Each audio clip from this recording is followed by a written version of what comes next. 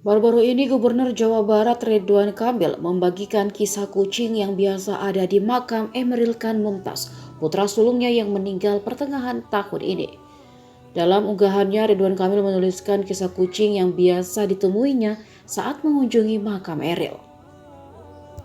Ridwan Kamil juga menyertakan sebuah video pendek yang menunjukkan kucing yang biasa ada di makam Eril.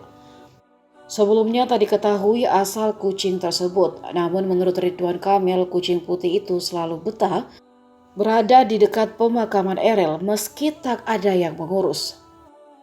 Ridwan Kamil pun teringat pada salah satu sifat Eril yang sangat menyayangi kucing. Bahkan mendiang Eril berhasil membuat sang ibu Atalia Praratya yang sebelumnya takut menjadi penyayang kucing.